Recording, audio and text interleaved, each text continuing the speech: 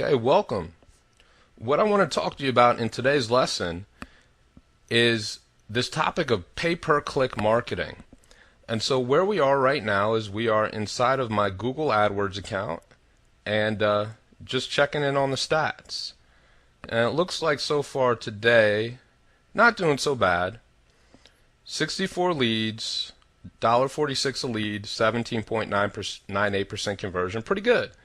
And you can see, one thing I want you to see even on this page, before we go through some of the best practices I want to share with you for doing pay-per-click marketing, is conversion rates vary per campaign.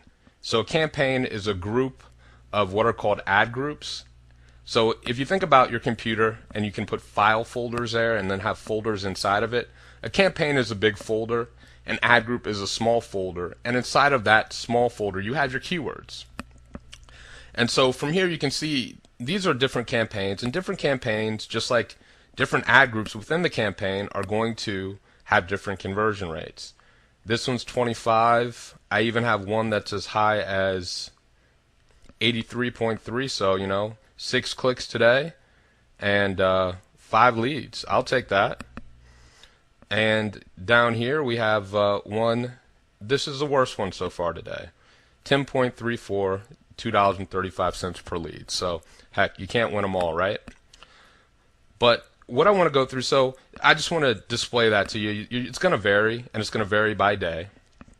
And so what I want to go through first are some campaign settings that I think are essential. So let's pick one of these campaigns.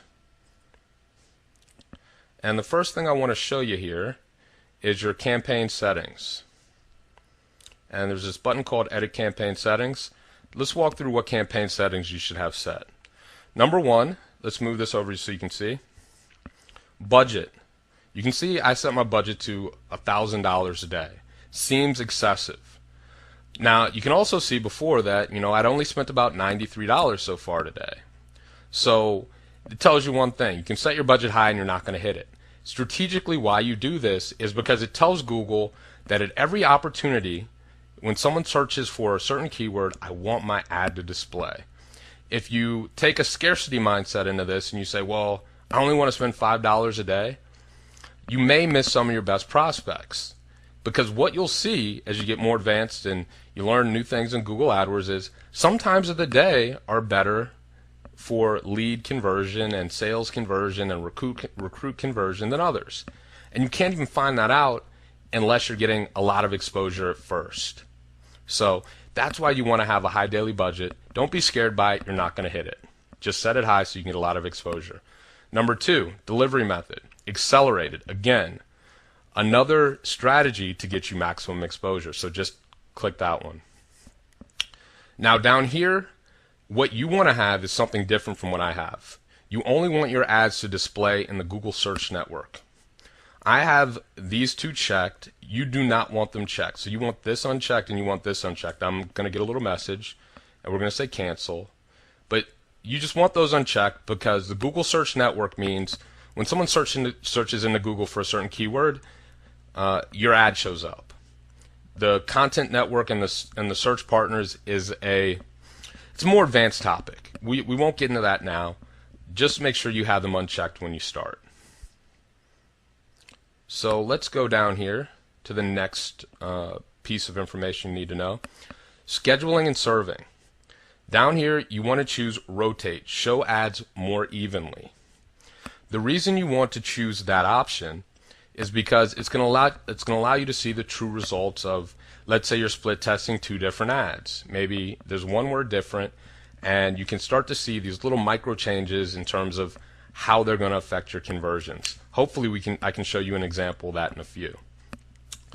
If you put it on optimize, Google's going to start to say, well, this one's better and start to send more traffic that way. We don't want that to happen. We want our ads to show as evenly as possible so that when we want to turn off an ad and use the other one because it looks better, we're controlling that process. So that's the one you want checked. Finally, where do you want your ads displayed? These countries. I would choose Australia to start. I wouldn't choose all the countries I have. Australia to start. I would also do the UK and United States and I would also do Canada. I would just start with those countries. The reason is because, and I'll tell you a quick story. When I first started, I would have my ad show across the world. I would get tons of traffic, tons of leads, but it never did anything. So I had to go back and refine my list. And when I did that, I started off with the countries I just told you. And the reason why is because these are the countries where people most likely are going to have money. So that's where you want to display your ads. People that are likely to join your business, people that are likely to spend money with you. So be selective. Okay, so now that we've got that handled, let's go back up to the top here. And let's see if we can look at a couple best practices within a campaign. So let's go back.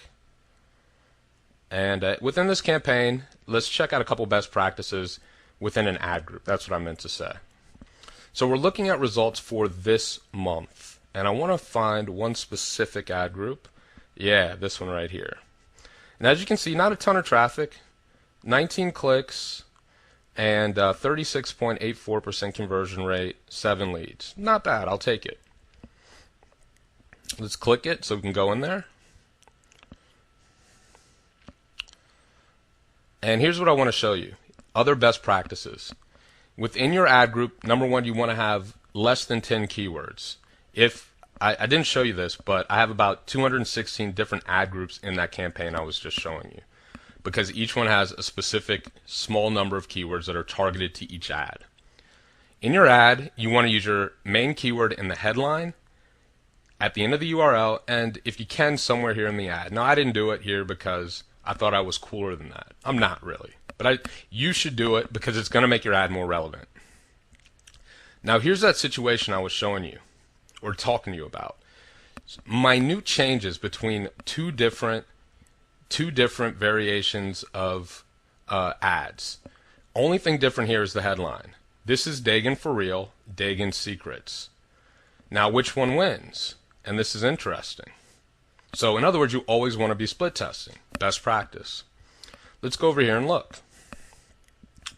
Looks like we had 11 clicks for the one that has a question mark, and that's to be expected because when you have a question mark at the end of your headline, and this is a cool little tip to get in and understand, you're going to have a higher click-through rate. Questions are, we're curious.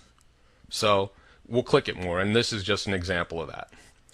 So 11 clicks, 0.13% conversion rate. That's fine with me because I have a lot of stuff going on that is more advanced, and we're just talking about basic best practices. Compared to 8 clicks and 0.6% click-through rate. So clearly the question mark wins.